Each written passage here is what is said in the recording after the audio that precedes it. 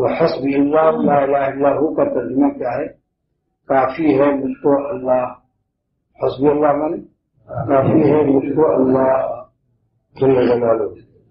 لا الہ الا ہو، اور ان کے سوا ہمارا کون ہے؟ ہم اردو کے محاورے میں جس طرح بولتے ہیں کہ اور ان کے سوا، دیکھو ہم اوپر کرو، اور ان کے سوا ہمارا کون ہے؟ علیہ توکل تو. اب یہاں بھی گرامر ہے. اصل میں عبارت توکل تو علیہ، متعلقات ہمیشہ مؤخر ہوتی ہیں، لیکن جب کسی متعلقات کو مقدم کیا جاتا ہے تو معنی حصر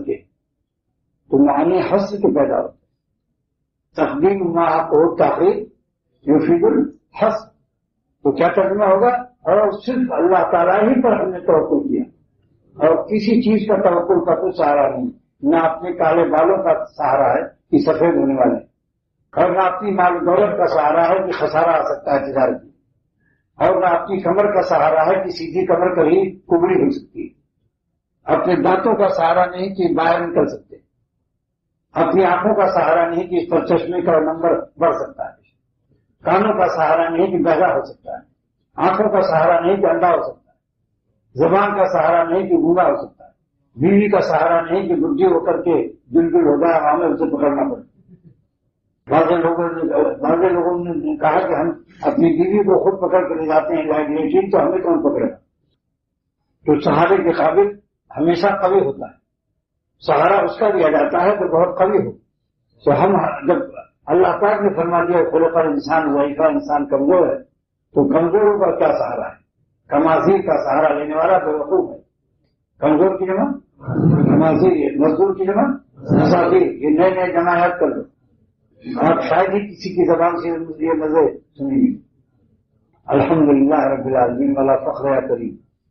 تو کمزوروں کا سہارا نہیں لیا جاتا. لہذا لا الہ الا ہو علیہ توکل تو، اور اللہ تعالیٰ ہی پر ہم نے اپنا بھروسہ کیا. اور میرے بھروسے کی دلیل کیا ہے؟ وہو رب العرش العظیم. اور اللہ تعالیٰ عرش عظیم کا رب ہے، مالک ہے، خالق بھی ہے اور رب بھی ہے.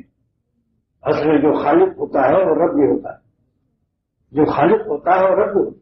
ماں باپ کیوں پالتے ہیں؟ کیونکہ ان کے ذریعے سے بچہ پیدا ہوتا ہے. تو جب ذریعے والے کا تربیت ضروری ہے تو پھر جو اصل میں پیدا کرتا ہے اس کے لیے وہ کیوں نہ رب العالمین ہوگا؟ جب ماں باپ صرف ذریعہ ہیں، وہ پیدا نہیں کرتے.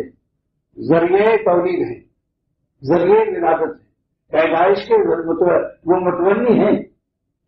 اگر اللہ ان کو نہ دے تو کہاں سے کھلائیں گے؟ لیکن اصل پالنے والا اللہ ہے. تو جب ماں باپ کو پالنے کا اللہ تعالیٰ نے فرمایا ان کے لیے دعا کرو کہ اللہ تعالیٰ جس طرح میرے ماں باپ نے بچپن میں پالا آپ ان پر رحم فرمائیے. رب ارحمہما کما ربیانی صغیرا. آپ رحم فرمائیے ہمارے ماں باپ پر جیسا بچپن میں انہوں نے پالا. تو شیخ کے لیے بھی دعا دینی چاہیے کہ اللہ ہمارے شیخ پر رحم فرما کہ انہوں نے ہماری روحانی پرورش کی.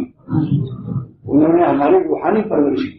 اسی آیت کے ذہن میں تفسیر بیان قرآن کے حاشیے میں حضرت تھانوی رحمۃ اللہ نے لکھا ہے مسائل سلوک میں کہ ہر مرید کو اپنے مرشد کے لیے دعا مانگنا اسی آیت سے ثابت ہے.